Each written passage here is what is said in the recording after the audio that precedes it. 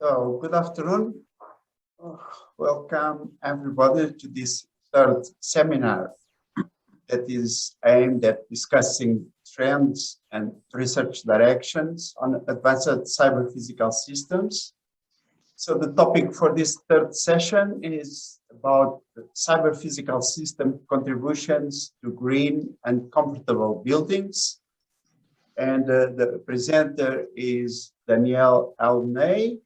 That is an integrated member of our research center and also associate professor in the civil engineering department of Nova University of Lisbon. So welcome all of you, and especially Daniel. Thank you for accepting the invitation. So the floor is yours now. Thank you very much. I'm pleased to share this afternoon with you, not the entire afternoon. Don't be scared. I will try to be as focused as possible, and then I will not take more than 45 to 50 minutes, I hope. I don't know who's chairing the session. If I am somehow I don't know, taking too much time, please let me know, okay? Okay. I should start now my presentation. Okay. Yes, this is the first slide. Okay. Yes, thank you for this opportunity. I have prepared this presentation entitled Cyber Physical Systems, Contribution to Green and Comfortable Buildings. I am a professor of building physics at the Civil Engineering Department. It is easy through the portal of our university to take a look at the fingerprint and the research areas. As you can see here, it seems to me that the full circle is corresponding to zero energy buildings. Then there are some other topics related with ventilation, children daycare centers, energy retrofitting, and so on. In terms of teaching, I know some of you, but some of you I don't know, and you don't know me. I am teaching these courses over here, and I am also teaching in the Master in Civil Engineering and Facade Technology. This is a new course at our university, and the PhD program, of course. Why I have proposed... Because they have a pilot in Porto Santo, where they use, I think, 12... I have prepared for you why I have prepared for you this presentation. And I have the keywords, the CPS, this is the obvious contribution, but why green and comfortable buildings? Green buildings are intended to lower the energy consumption and then to reach the goal of sustainability.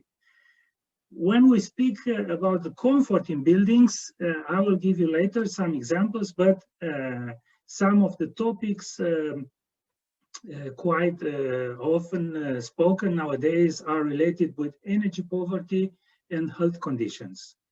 So taking into account these two goals in terms of sustainability and health issues, I think that the CPS contributions can be significant.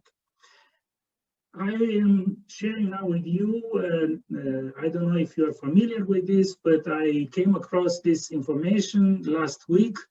It seems to me, or it looks that an observatory in the United States, which is taking CO2 samples since 1950s, has measured for the first time record carbon dioxide emissions of 420 parts per million, which is obviously not good news for none of us.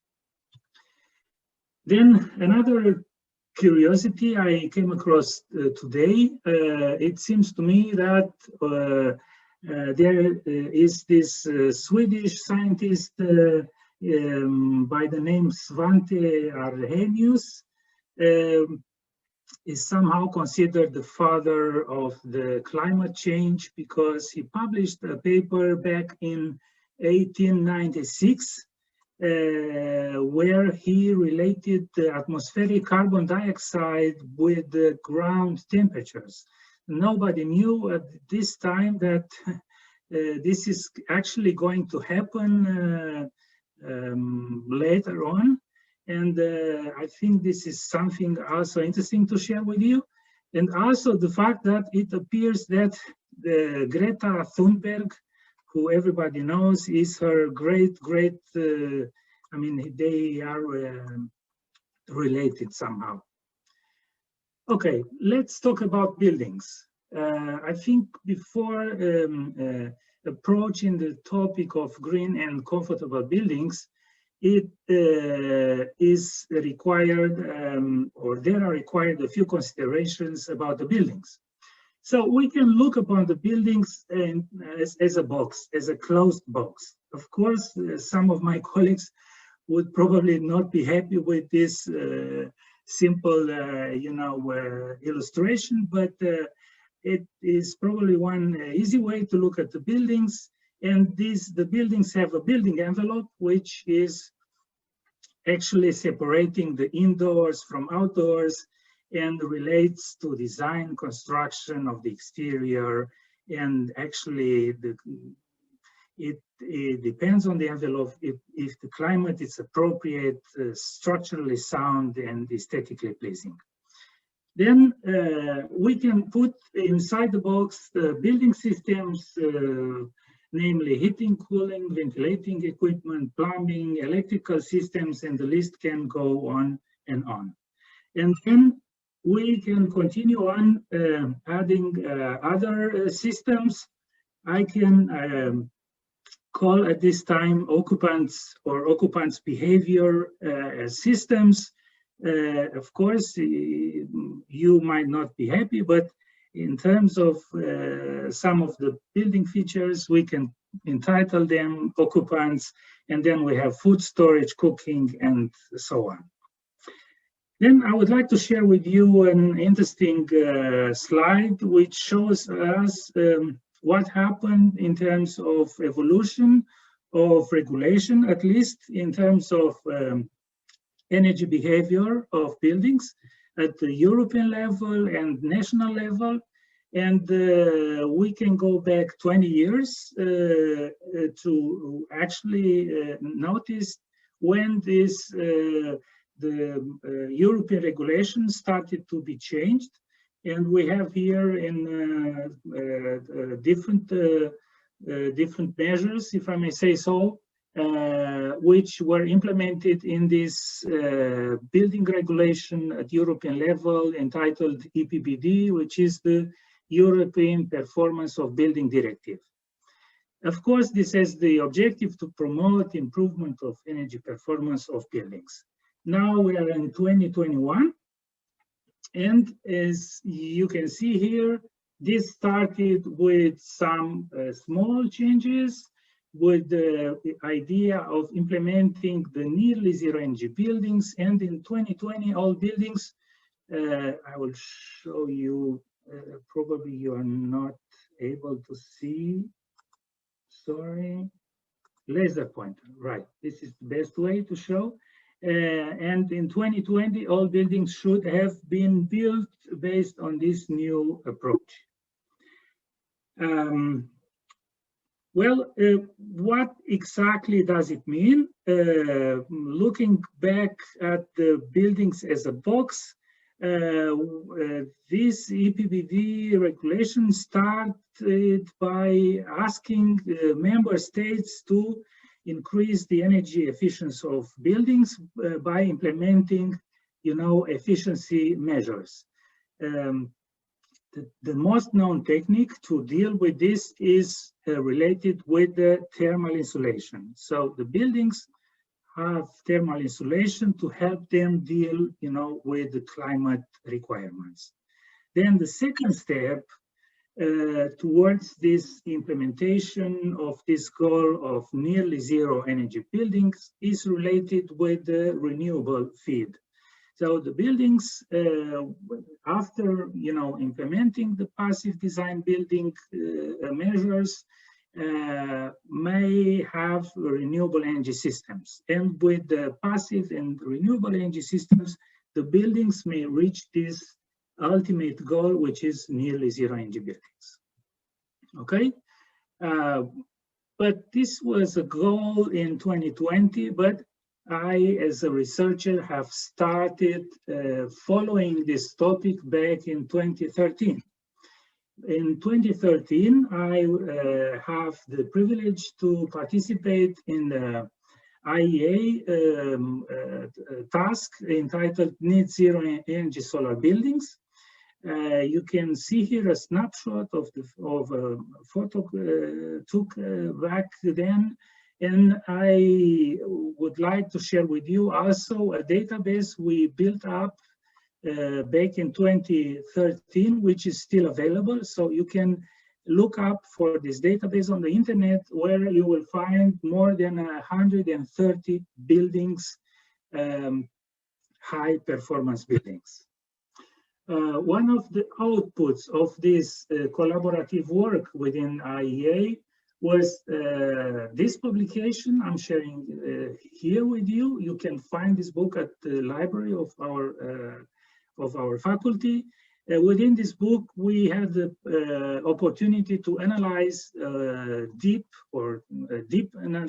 analysis of 30 buildings. When I'm saying deep analysis, I'm referring to modeling and monitoring.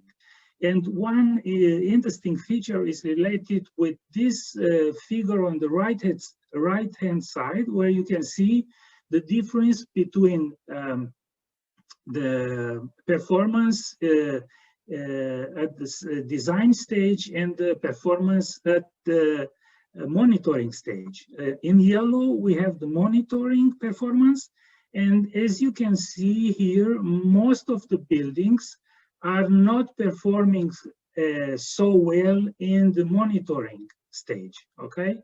So this is a very important conclusion, which we came up with following these 30 buildings in more or less 4 or 5 years period. Then one follow-up of this collaborative work is related with another one called energy flexible buildings. And I have here other interesting figures. This one was produced by a master student based on a residential building in Portugal, where you can see different loads caused by, heating devices, dishwasher machine, and so on. And then you have a generation of power by photovoltaics. And we arrived at the conclusion that, nearly zero or net zero energy buildings might need to deal with these loads, and the energy generation in a wise way. And as you can see here, we can look upon the loads before introducing a demand response analysis. And this is, what is the exact objective of this. I will show you some nice examples later on, okay? So actually, with this added energy flexibility, we realized that the buildings might need some smart capabilities. But what do we mean by smart capabilities or smart buildings? I am sharing here a slide which I found on the internet. It's more or less about the policies which are about to be introduced at the European level. And with this nice declaration on behalf of the Commission regarding the need of digitalization of the energy system to change, the energy landscape and so on, and the smart grids and smart ready buildings. Okay, but what exactly is a smart building? I might not be the adequate person to talk you about what a smart building is, but I was wondering if a smart building is a building inhabited by smart people, by the way.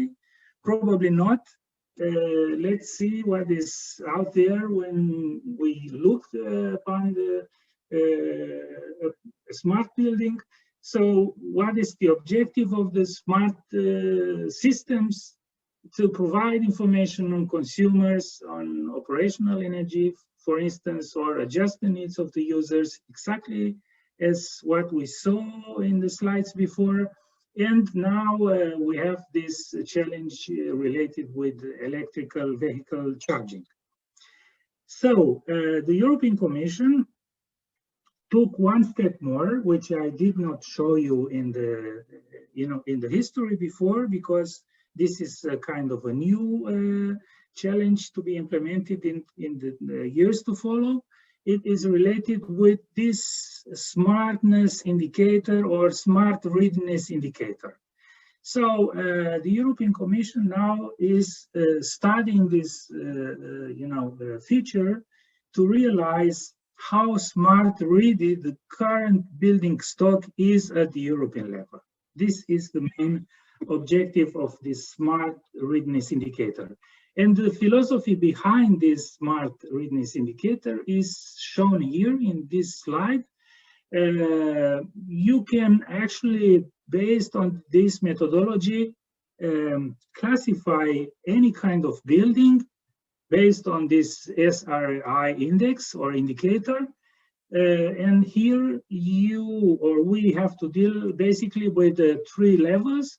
We have these items entitled domains, which are, the heating, cooling, domestic hot water, the usual stuff inside the building, plus the electric vehicles charging and monitoring and control. And each one of these items may be served by different devices. You may instance have for heating different devices or different systems, service A, service B, and each one of these services then has three functionality levels from 0 to 2 in terms of energy savings, impact criteria, energy savings, maintenance, comfort, convenience, information, health, well-being, and energy demand and flexibility. At the end of this, the smart readiness indicator is the one and only indicator estimated based on the equal share from energy saving, respond to users, and energy demand flexibility. Okay, so we have tested this methodology. You can also test this methodology. There is an Excel file available for you if you're interested in testing this methodology. We tested this methodology on a building. This is Solar 21, is a building of the National Laboratory of Energy and Geology, with whom we have a close relationship. We are collaborating in a couple of projects with this laboratory. And this is a unique building in Portugal. It has BIPV on the south facade. As you can see, these are, building integrated photovoltaics. And then the building has solar collectors on the roof.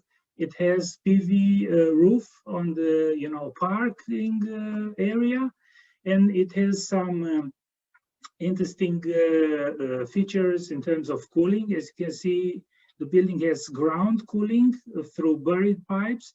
The air is circulating inside the ground, and then it is injected in the offices to cool down the offices during the winter time.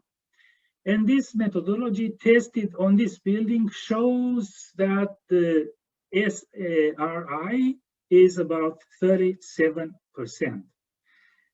Is it quite low? but we have an explanation. I cannot go into much detail, but this is a passive building which is, somehow following the temperature evolution on the outdoor or on the outside. That's why this building, because it doesn't have, controllable ventilation and controllable heating systems, it scores very low here on flexibility, and that's why it has a quite low, score in terms of SRI. I should now move forward to the green keyword, and when we talk about the green, we find another interesting challenge at European level. I'm talking obviously about the Green Deal, and inside this, multiple topics, we will find the homes, making homes energy efficient. Of course, everybody is aware of the European Commission plans on long term. Until 2015, we should have emissions, zero emissions. But what are green buildings? I'm sharing with you two buildings, which one of the buildings, at least very well. And I was wondering if you feel that somehow these buildings might be considered green buildings. Of course, these are not green buildings in the way the European Commission is willing to push things forward. These are another kind of buildings. These are pathologies on the facade of the buildings. I will be happy to talk with you later about this. But the green buildings, most of the time, are similar with voluntary, assessment systems in terms of sustainability. And I wasn't aware of the fact that this building I'm showing you here in this photo is considered, or was considered quite recently, as you can see here in 2020, the most sustainable building in Portugal. This building has 500 square meters of solar panels, and it is able to reduce the energy consumption by 40%. And one of the interesting features is related with the fact that it is, using the rain for its own purposes, the water from, precipitation from rain. This building, in terms of this voluntary classification system entitled Leadership in Energy Environment Design, has scored the maximum classification, which is platinum.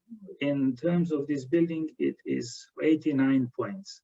So I thought this might be interesting to share with you when we talk about the green buildings. But at the end of this midterm and long term, I must share with you with the fact that this is not what the European Commission has in mind.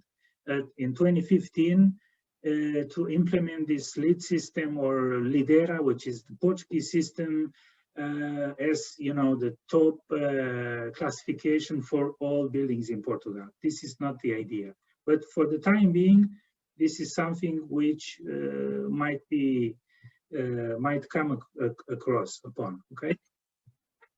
Okay, so now it is time to look upon the all classification of buildings, and here I am doing some synthesis. We started with the passive buildings, right? And then we moved upon the net zero energy buildings, on net zero buildings, the buildings with renewables. But some of these net zero energy buildings are actually smart buildings, and probably some of them, lower percentage would be green buildings. And then, of course, we have the remainder of the buildings, which we know very well. Poor, indoor air quality with quite excessive energy demand and lack of comfort, which you can entitle the way you want. We could use a lot of terms for these buildings. What is sure is the fact that we need to retrofit these buildings. Most of these buildings are in deep need of retrofitting, and this is also part of the plan of the European Commission. Okay, I am now at the point where I would like to link the CPS contributions to the green and comfortable buildings. And this is not something, this is not my comfort area, but I think it is interesting. According to the literature, CPS might look like this in theory, physical systems, and then cyber systems and control systems working together seamlessly in order to enhance the operation of the entire system. Okay, so I think that we can look upon the entire CPS as, the smart assembly, providing the smartness of the buildings in this case. That's why this could be used in favor of buildings to turn them greener and more comfortable, I think. Specifically, I think that we also can look upon the CPS contributions in these terms. I mean, having sensing and then control, processing, computing, actuating with the user in between, we might eventually get better performing buildings, namely lower energy consumption, better comfort levels for occupants, and improve health and reducing illness caused by poor indoor climate. And in this respect, I divided my past and present projects in 3 categories. This is a hierarchy which makes a lot of sense, because we can look upon the buildings in different perspectives. Of course, the buildings are part of the cities, and cities must be smart nowadays or in the near future. And within the buildings, we find different research tracks. As you can see here, user interaction, smart systems, energy management, and dynamic envelope. And in this respect, I feel more comfortable. This is actually my main area, dynamic or envelope of buildings, as I'm a civil engineer, of course. And here we actually can look upon different research tracks: daylight management, air sealing, sound insulation, embodied energy, and so on. And I prepared snapshots from 3 projects, 1 in each area. The first one is mapping energy flexibility of urban energy systems. Then there's an Interreg project I am also part of, and then there is this research stream. The first project I have prepared to show you was developed between 2018 and 2019. This was an exploratory project funded by the MIT Portugal. I have here the people collaborating in this project, and the main objective was to assess the energy flexibility available to minimize either cost of operation or interaction with the grid. We had a very detailed and interesting database from another project. This is the neighborhood of Encarnação. Some of you may eventually live within the Encarnação, but this is a nice neighborhood in Lisbon.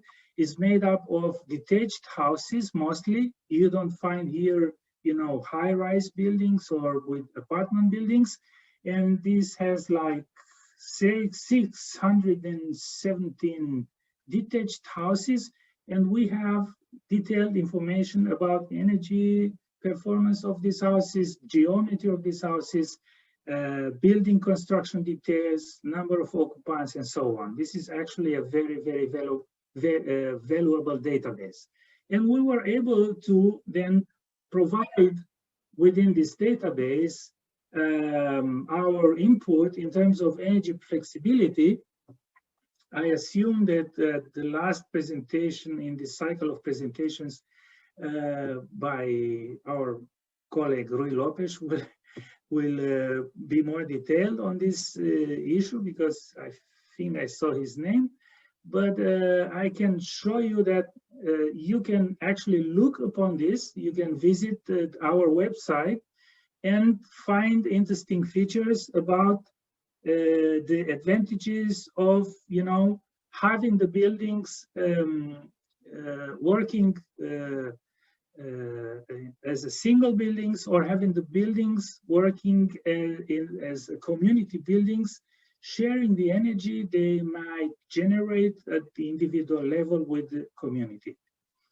The second project, I have prepared this pseudo-CAD. This is an Interreg project, and within this project, we are responsible for, you know, demonstration of the operation of this building I showed you before. This is Solar 21 building with BIPV on the south facade. I have here the photo of another colleague of ours who is collaborating, is João Pina, is also part of this project. And this building is actually was target of installing quite a lot of sensors. As you can see here, the list of sensors installed at least in some of the rooms of the building: indoor air temperature, then the temperature inside the air cavity of BIPV, the incident solar irradiation, you know, the energy generation, of course, the level of the CO2. And then we also have implemented a system of controlling the different systems independently and all together with different parameterization.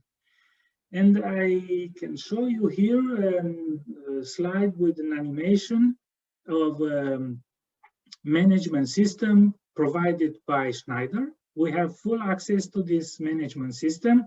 On the right-hand side and on the bottom side, you can see the logistic or the algorithms behind controlling independently the BIPV system here, or the ventilation above the door of this office.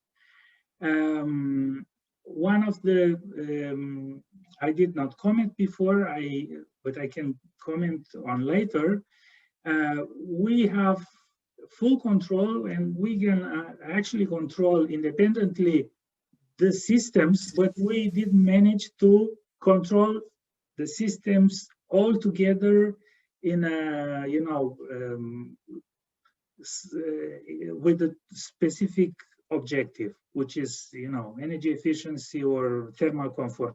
And this is actually our main and final objective within this project. So we are still working on it. Finally, I would like to show you the third project, which is actually a stream, research stream, because I have many projects in this field. And one quick information about the role played by the envelope within the buildings. And as you can see here, the envelope of the buildings is actually responsible for, dealing with a lot of requirements, heat flow, airflow, noise penetration, vapor resistance, and of course, it needs to supply, fresh air, and then in some cases to be able to even generate or produce energy, among other things. So the main aspect which I would like to emphasize regarding the envelopes is that they have to deal constantly with transient events or loads, because the sun radiation is not constant, the temperature of the outdoor temperature is not constant, then the noise is not constant, then the wind load is not constant. So ideally, the building envelopes should adapt in a way, to deal with these constant changes. I have here an example I am giving to my students in the classes, which is, the comparison with our bodies. We are, using, we're not wearing the same clothes or the entire year. Yeah, during summertime we wear some light pieces like a t-shirt. During the winter time we use different kinds of clothes, yes, to deal with the cold and with the hot. But the buildings, they are using the same outfit the entire year. This is a thing about this simple comparison, and you realize why we have comfort problems or, some lack of energy efficiency in some cases. So speaking on the envelope, of course, I have here, a cut from a newspaper in Portuguese. I hope you don't mind. And then I have here quite recent information regarding this classification of the European countries in terms of proportion of inhabitants unable to keep home adequately warm. Unfortunately, Portugal, it is here, and I think this is shameful for us and for me as a civil engineer. And I have a huge responsibility from this point of view. Then I would like to show you something different, which is probably surprising to some of you. Some of you might eventually recognize this building facade. We were working inside this building. I had a project inside this building with the master student. And when the cooling systems are turned off inside this awarded building, the temperature reaches 45 degrees. This is also quite concerning from the point of view of what actually might happen inside of some of the buildings. So we can speak about energy poverty on one hand, but on the other hand, I do not know how to call the opposite of it, probably energy wealthy or something like this. And this is also a waste of energy, which, as I mentioned to you, it is not right. I have been involved in this large cost project entitled Adaptive Facade Network. Adaptive facade is the same as dynamic envelope. It is the same thing, but written with different words. And on the right-hand side, I am showing you a recent study. This is produced within a PhD study I'm supervising. Most of the buildings we know have, thermal bridges. And these thermal bridges, as you can see here in the slide, are,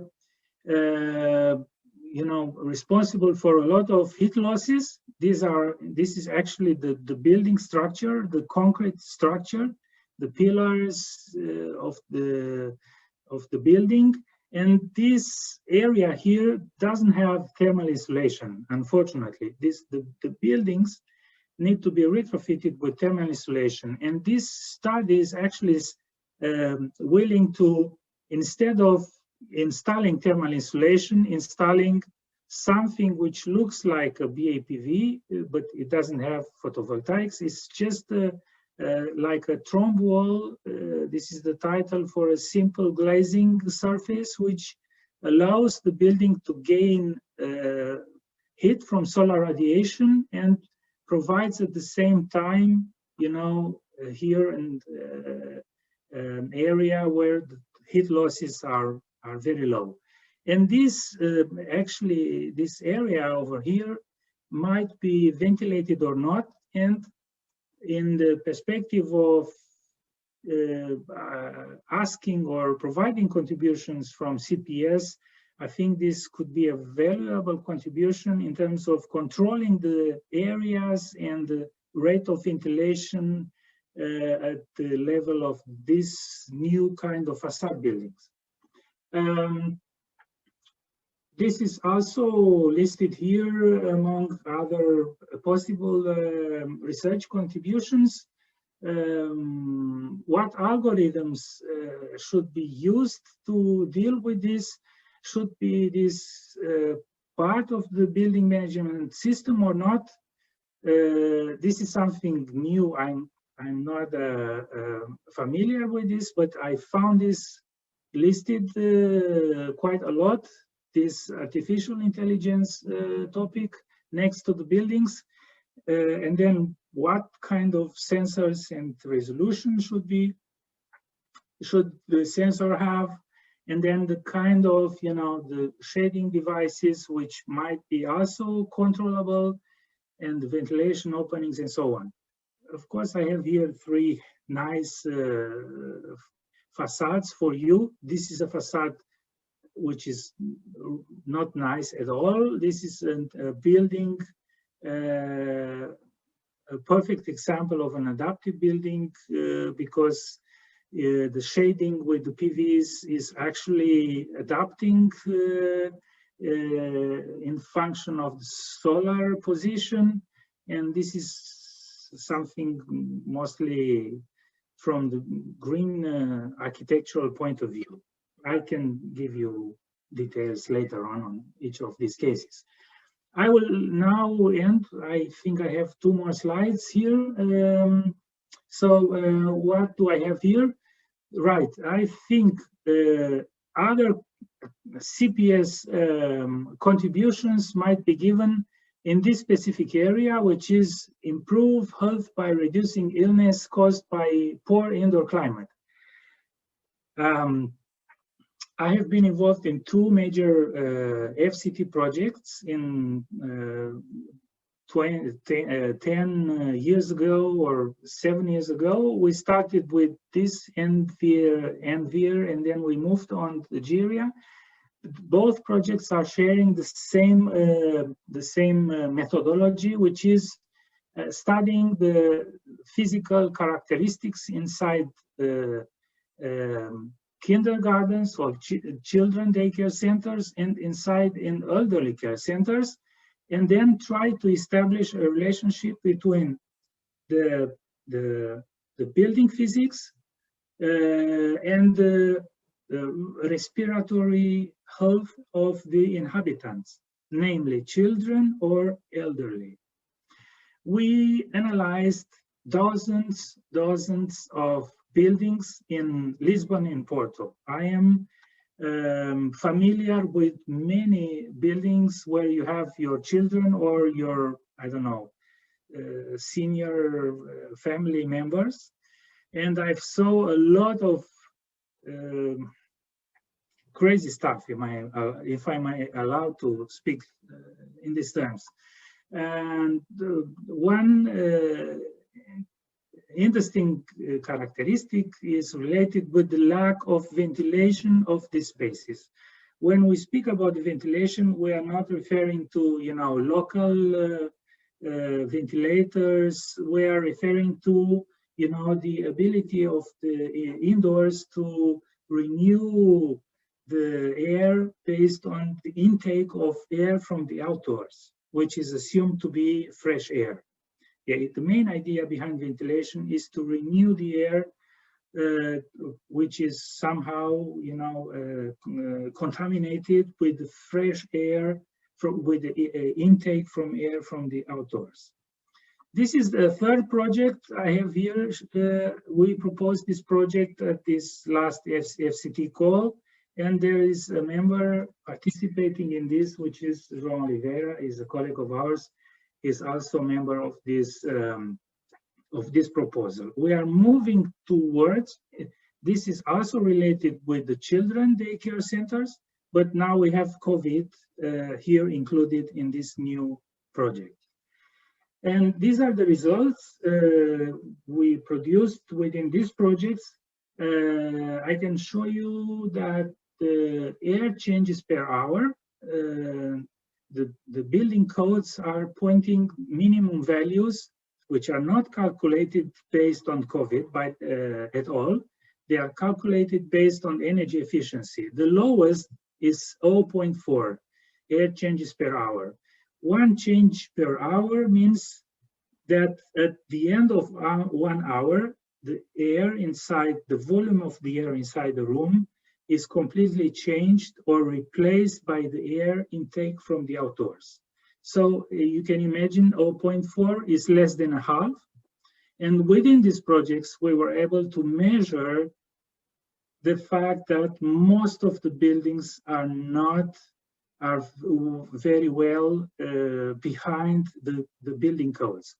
When we move towards COVID, then things are getting much, much worse, because for dealing with COVID, we need high ventilation rates, which point, I think, above 1 air changes per hour. So this would be somewhere over here. And our colleagues from the medical school who participated in this project, actually they were coordinating the project, although the project was my idea, were able to establish a relationship which is amazing between the CO2 concentration and the problems or respiratory problems inside these buildings. I have here a slide I found today from our colleagues from Rheinayers and Arup, which shows, they say, the future. Of course, this is a commercial slide with, an opening of the window of a building.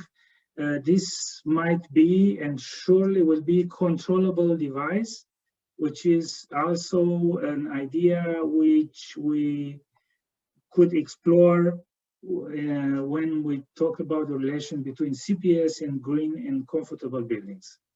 And one last slide. This is a project, an idea we are working on quite a time. We submitted the project at the previous FCT call, but we're still working on the idea. These are my colleagues, and we're taking small steps, but I think in the right direction. This could be another collaborative work, trying to find a relationship. In this case, not green and comfortable buildings, but this is related with hazards and might be eventually used in the buildings. This was my last slide. I hope I did not, I wasn't too long, and I thank you all for your presence. Thank you very much, Daniel. I think you have shown us that this area has really great potential for the development of cyber-physical systems. And so now we'll have time for discussion and questions. And I have asked our colleagues Inês Oliveira and Anico Costa to be the moderators for the second part for the discussion. But I would also appreciate if all attendants, if you could turn your cameras on so that you can see your faces and participate in the discussion. So Inez and Aniko, please. Okay, thank you, Professor Camarinha. Thank you, Danielle, for your presentation. It was an interesting presentation related with your work and your projects that you have been developing here with some of our colleagues, and also regarding your personal experience and competencies, namely in the area of the building facades and so on. So I would like to pass the floor to other colleagues if they have some questions or some comments related with the work that you have presented.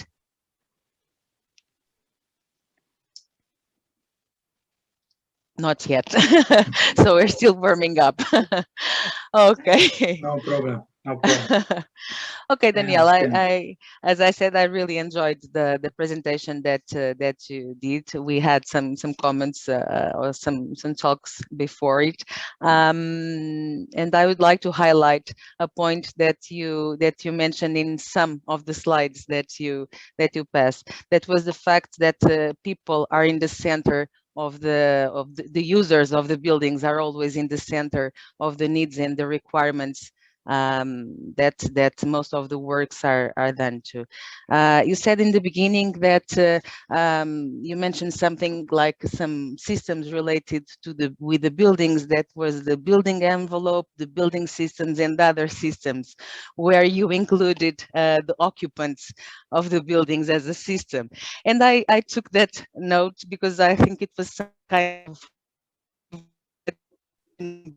I would like to comment further on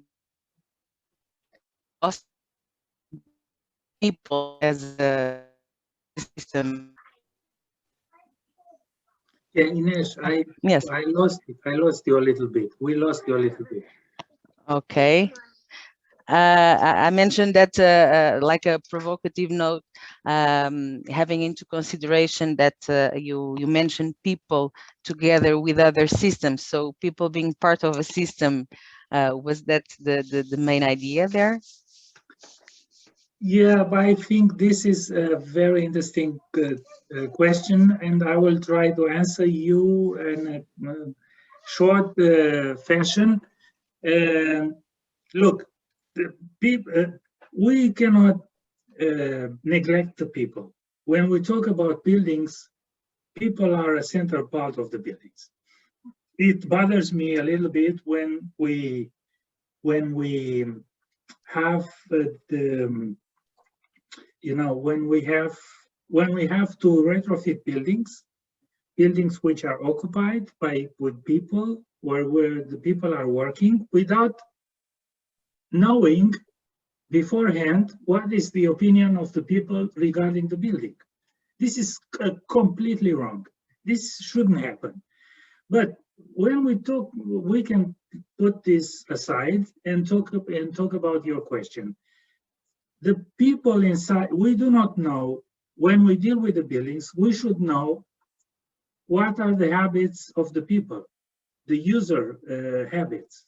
I mean, what are the people doing inside the building? Where exactly they are moving inside the building and what they are doing. Are they opening the windows? Are they, I don't know, are they turning on the heating devices on a daily basis or not? So these are important information for us as building designers, at least. And another interesting aspect related with the users is the following. When I reached the end of my presentation, when I prepared my presentation, I thought about one philosophical question we have, at least in civil engineering, but in building engineering. I don't want to split things between us and other professionals. Building engineering probably will unite us all, which is, should we adapt to the building or should we adapt the building to, to fit or to, to our needs. And this is a philosophical question. Maybe I will say something stupid, but I mean, thinking about the technology nowadays, when people are using, for instance, digital watches, I can communicate with the watch. And for instance, one possibility would be, I got a message on my watch saying, stand up and raise, the sun shading device because it will be sunny in an hour. Does this make sense to you? I mean, looking at somebody like me as a system inside the building, instead of having an actuator asking somebody, stand up and open the window because the level of CO2 is too high inside your room. Maybe it makes sense, maybe it doesn't make sense. I think, yeah, this is my answer to you. Okay, yeah, thank you. I don't know if the rest of the participants want to add something. Maybe you can raise the hand in case. But Daniela, I agree with you that the occupants inside buildings are a really extremely important item that has to be considered. Yes. Yes. I think look, regardless of the fact that I know how the things are working, and I think at the end of the day, I think there are many possibilities in terms of finding collaborative ways of having some of these issues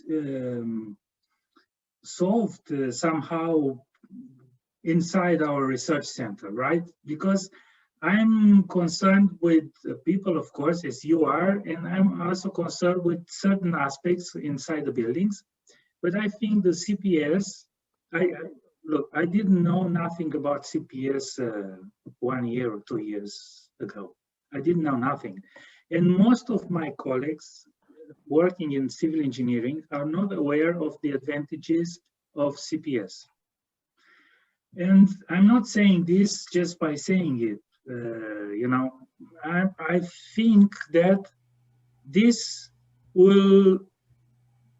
needs to be explored in the following years, taking into account these specific objectives in terms of green or sustainable buildings and comfortable buildings. And there is also important aspect I did not mention, which is the new building code, which we are studying and which we have to implement as professionals, now has the aspect of the vehicle charging, which this didn't cross my mind like 10 years ago or something like this. We never imagined this will happen one day. And then there is the smart readiness indicator, which is the first step, but then probably there will be a major step towards implementing building management systems inside the buildings. And we will need help from people dealing with this on a daily basis. I know, for instance, that my dear colleague and friend Rui Lopes is working, has made an interesting study with vehicle charging, and he presented the study when we went to MIT in Massachusetts together. We are very much interested in this kind of studies when we're dealing with the buildings. Okay, thank you. I think that Professor Camarinha has raised his hand. So, yes, Daniel, you put a lot of emphasis on the energy part and also a bit on the comfort part, but I think there are other issues in buildings like safety, like entertainment, and nowadays telework that could also be related to cyber physical systems. So do you see this connected to buildings or not? Of course, safety comes first, right? There's something saying that safety comes first, and monitoring, the security and the safety of the buildings, probably it should be part or should be listed on top of these concerns, right? I completely agree with this. Safety is the key word here. And in my field is not earthquake engineering. Some of my colleagues are working on, stability of the buildings, and of course CPS has a key role in this stability of the buildings. But in my field, the safety is mostly related with the fire security of the buildings and with the ventilation. Because ventilation, I did not mention you, but ventilation is used for, satisfying the fresh air, the need of fresh air of the inhabitants. But then ventilation is also required in case of, a fire disaster to expel the smoke inside the building. Because when there's a fire inside the building, the major or the disaster is related with the fatalities because of the smoke. It's not the fire itself. It's the smoke which causes the larger number of fatalities in the first place. So I agree with the safety, and I think CPS has clearly interest in here. And in telework, yes, now we have buildings which, look, most of the buildings were designed without having in mind what we are having today. The buildings of our university are empty. The university was not built with this in mind. And of course, we have friends and colleagues who are working in, very nice architectural buildings which are completely empty. And the same applies to our homes.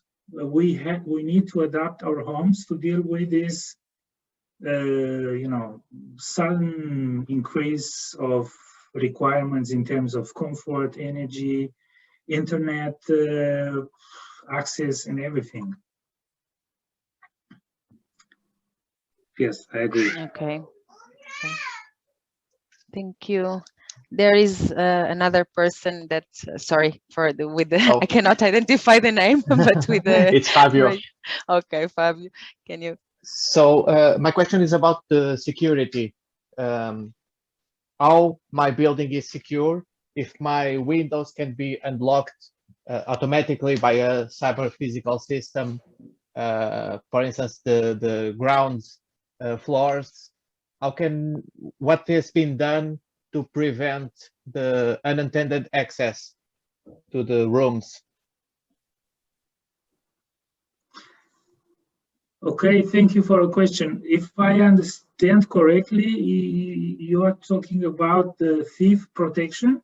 Is this your question? Yes. I mean, if the CPS is doing what exactly? Sorry, I did not understand. If I have some windows that unlock itself to let the air open, and they are unattended, so the system is doing by itself, or what is being done to prevent a person to get in the building? Okay, I see your question. That's very easy to deal with because the windows are not opening as 100%. The buildings might be designed, and the building codes we have in place are pointing towards strategies showing that ventilation may be reached, the right level of ventilations may be reached with small, openings as small as 5 millimeters, 5 millimeters wide, and the length of the window. This is enough in terms of ventilation performance, which means that if you have an opening inside, the frame of the window, or a side of the frame of the window, or if the window opens itself only half centimeter, nobody will be able to get through. Normally these windows have blocking mechanisms to stop people from getting in. Okay, so I think this is not an issue. Okay, thank you. Okay, good, perfect. I think that Kankan also wants to add some comments. Yeah, thank you very much, Inish. I think it's a question. Daniel, thanks very much for your presentation. I think it was very insightful, and I learned a lot of things from your presentation. This is a follow-up question from the question that Inish asked earlier on about humans being the center of all this discussion. And when you talk about humans, there are some decisions that humans have to take that relates to behavior. I want to find out that there could be some very simple and basic decisions that could be delegated to some form of digital entity, representation of a human entity that could take such basic decisions on behalf of the human. Do you foresee such prospects going forward? And if it is possible, what could be the challenges in such scenarios? Thank you very much. You're welcome. I never thought about this, but it's a kind of joke, my answer.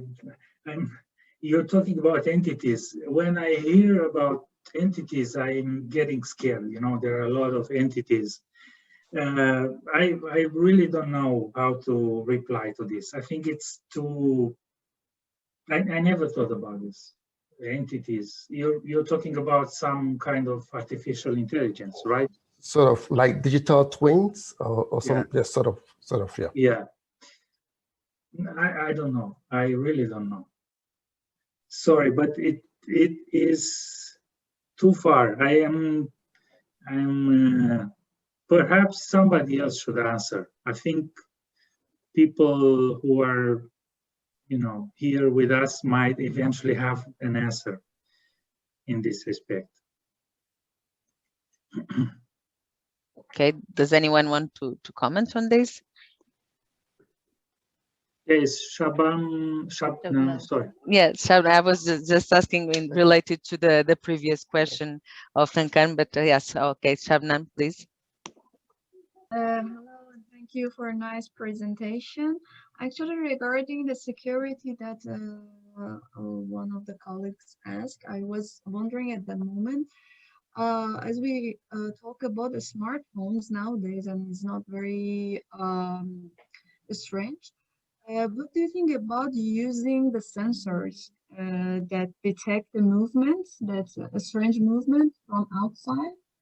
That can be installed near the window. If even you describe that you design is in the way that you don't need to open it too much. But even having a sensors to detect the movements, maybe if in some cases you need to open it a little bit more, maybe can be more helpful. It's just like, yeah. Of what do you course. think about that?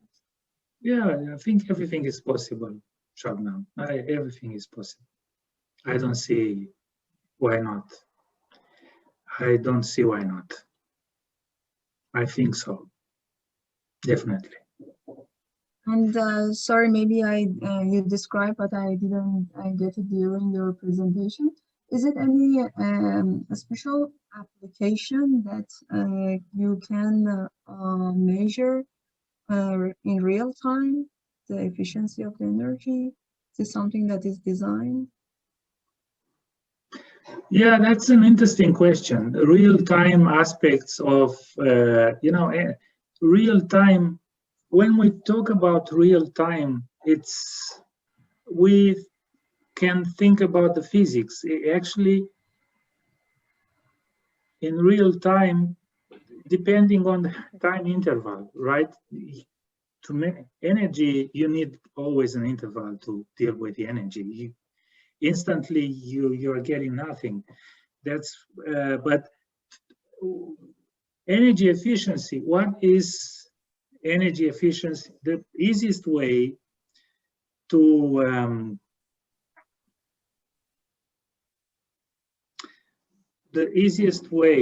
or the only way, probably not the easiest way, the official way of classifying a building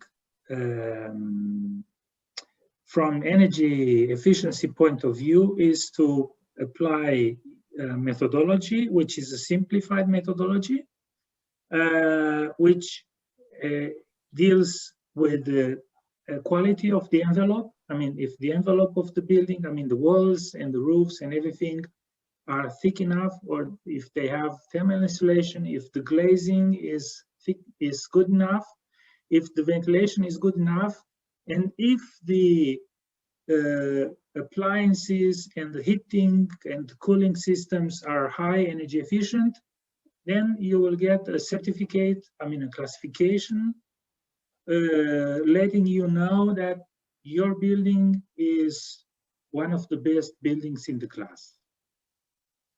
This is what we have at this moment. Actually, we are teaching our students how to classify buildings from an energy efficiency point of view. You know, if you have to buy a house in Portugal now, or if you want to rent a house, you need a certificate, an energy certificate to show up, to be able to, sell the house or rent a house. But you can go beyond that. This is the easiest way, but I mean, it takes like an afternoon to deal with this. If I'm getting a building architecture layout with data, I am able to deal with this like in 6 hours or so. I will be able to show you the first, classification. Thank you. Okay, great. I don't know, Sanaz wrote something on the chat. I don't know if you cannot speak. Oh, okay, sorry.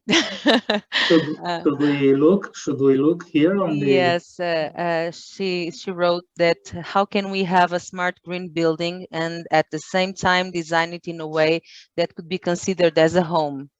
When we see the greenhouses, you feel stranger inside.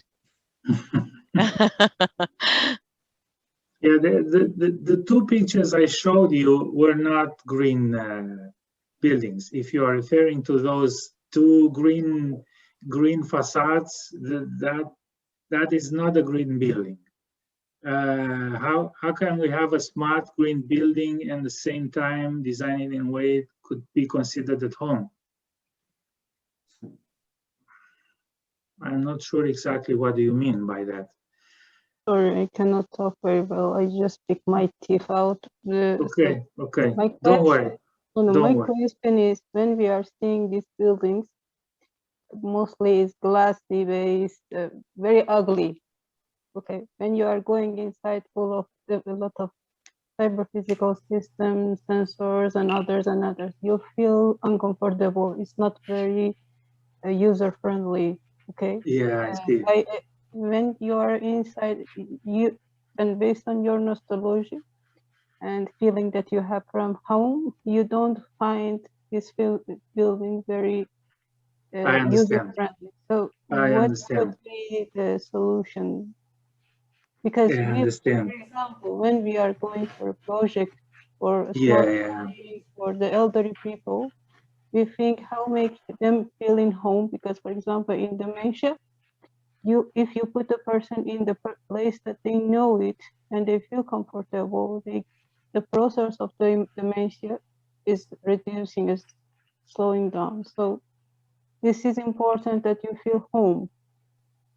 Exactly.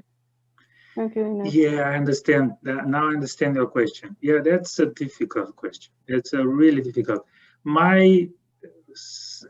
Somebody I know very well who is not present in this meeting might answer like this: what we could do, sell it. This is one of the first answers. But putting the joke aside,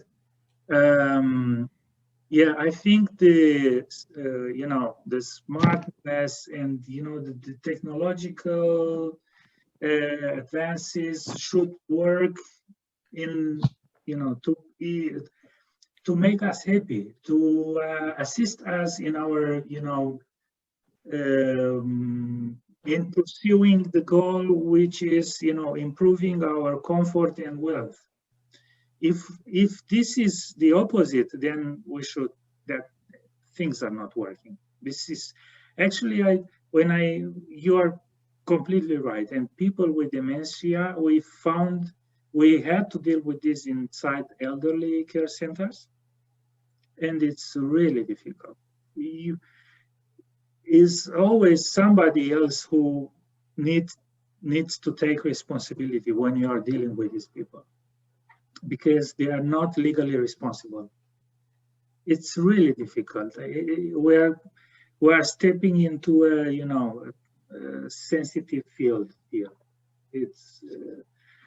But I did not mention you earlier on that in the case of Solar 21 building, with the building management system provided by Schneider, to which we have full access, we had a lot of problems. We're still having a lot of problems. Sometimes, remotely we can turn on the computers and look upon the system, right, at home. Sometimes the lights are turning on inside one of the offices, and we do not know why. Or some of the people are not happy with the way the system is, tuned, because it's too hot. It's turning on the heating when we do not expect. And there are many issues.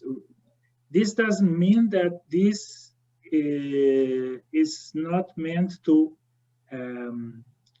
improve our comfort and life. It means that we need to fine tune this. And it is the more complex the system is, more difficult than to fine tune it. And I think this is an important aspect. Thank you. Thank you both. So much. Hope you get better. Rui, do you want to add something, also to have a question? One of the participants that were also illustrated in the presentation. Yes, thank you very much. Thank you, Danielle. Nice to see you. Nice to see you.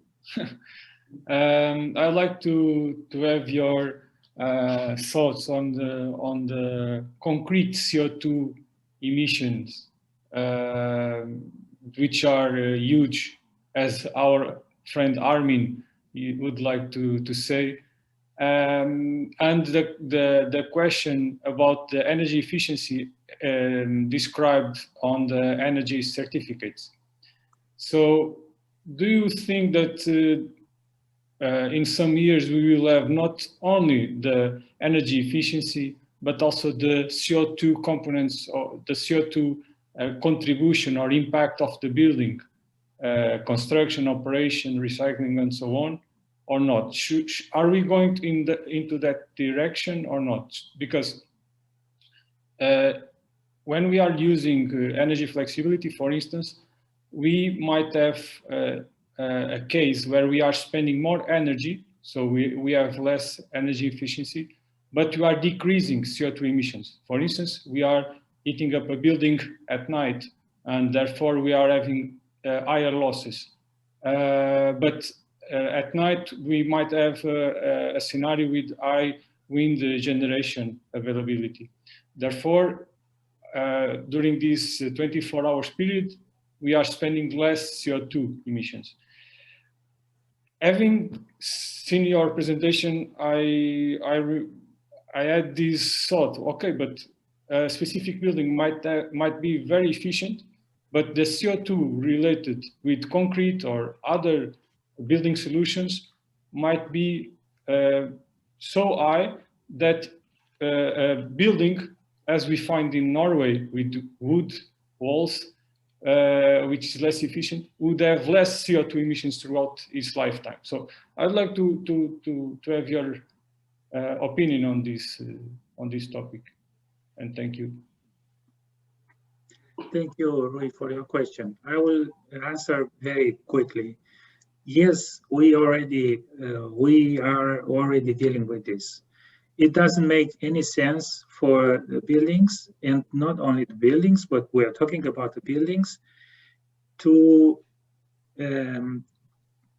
make them high energy efficiency without looking upon the embodied energy or the embodied CO2. When I'm talking about embodied energy or CO2, I'm talking about from cradle, right? From the very beginning.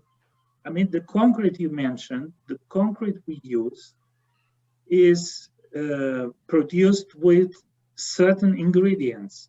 And some of the ingredients are not produced locally, are produced quite far away, at thousands of kilometers away. There are only 1 or 2 places in the world on the Europe producing specific ingredients. Of course, this is not sustainable because the product needs to travel and then need to be added. And when you produce the concrete, this takes up a lot of energy, and it is also associated with quite a lot of amount of CO2 emission. Yeah. And then in addition to this, then you have the building. It takes a lot of time to build a building, as you know, and some of you know, to build a simple detached house with the traditional solutions, masonry walls, concrete structure, and windows, and so on. It takes a lot of time, a lot of energy, and this energy needs to be put inside this formula or calculation, which is referred in the literature as life cycle. Life cycle. The sustainability of a building needs to be calculated from the very beginning, which is, the embodied materials, then the building process, which is very highly complex, because, for instance, you have to think about, the concrete truck, right? The fresh concrete. Sometimes, when you look upon the table, you will find that, okay, the transportation is 1 hour from, the production site to the building site. But when you have like a traffic and it takes like 4 hours, then this will increase a lot the energy. I mean, the transportation of the fresh concrete also adds energy to the full equation. And this is only one example. And then you have the life cycle of the building. Are we dealing with what? 20 years, 30 years, 50 years, 100 years? Yeah. I can let you know that in NVIR project, we had many kindergartens, many children daycare centers, older than 250 years. 250 years older, Yeah. which is not bad. I mean, but these buildings were not built as kindergartens in the very beginning. They were, you know, converted, transformed a long time.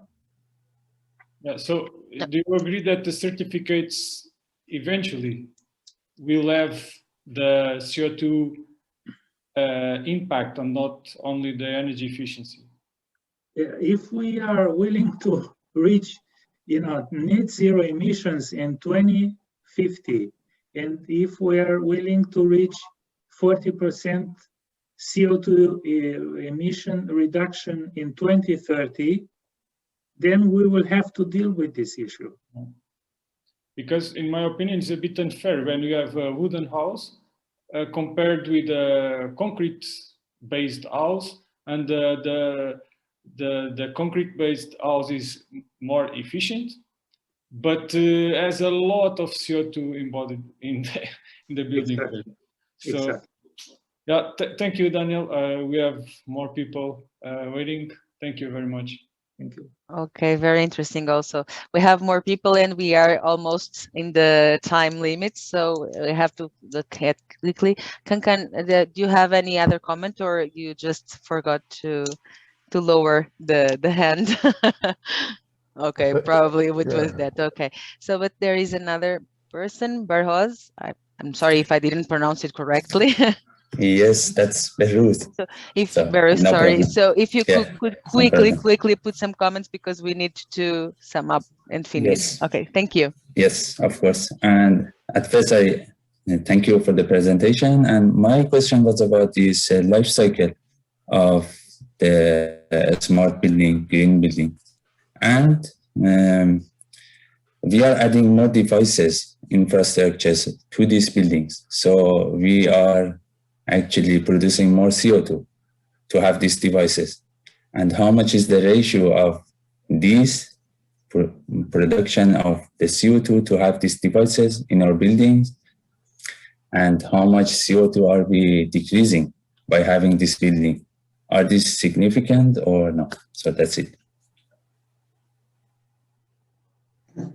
Okay, I thank you for your question. I don't think I am the right person to answer this question. I really don't know about the devices. I don't know if anybody is willing to answer, but I don't know how these devices are produced and what is the, you know, the CO2 emission of producing devices. I only know that, you know, any of these devices or some of these devices might actually help us in, you know, adjusting, changing our behavior, and then changing the building around us to deal in a proper fashion with the CO2 emissions. The example our colleague Rui Lopes gave, you know, there are certain periods along the week when we might eventually get the energy, you know, in the grid with the produced as a green energy, you know, green electricity, and then perhaps we should, you know, prioritize or give priority to this period of time. But in terms of devices, I'm sorry, but I'm not the right person. Okay, I can say in general, industry is producing more CO2 than buildings and than people. So it's a kind of products for me. Yeah, because we are producing more, and again, so yeah. Thank you. Okay, thank you. So I think that we are on time. So thank you, Daniel, for your very, very interesting presentation. Thank you all for the questions that were raised. That were many questions that gives us the idea of how interesting this topic is, and that we should continue further work in developing here some solutions regarding to building efficiency and making buildings greener. So I don't know if Professor Camarinha wants to conclude and end the session. Okay, I just want to thank all of you again for attending this session, and especially Daniel. I think it was a very interesting discussion, very interesting topic. And so the session today was a good example of what we expect for the future sessions, to have discussion about the topic. And this was great. So I would like just to take the opportunity to remind you about the next seminar that will be in 2 weeks from now. The topic will be very different. It will be about collective and distributed emotions, especially emotions in networks of organizations or networks of enterprises. And the presenter will be Filipa Ferrada, who is also attending today. So you are all welcome to the next session on 28th of April at the same time. So have a nice week and bye. Bye. Thank you. So, Thank thank you. you. Bye. Bye.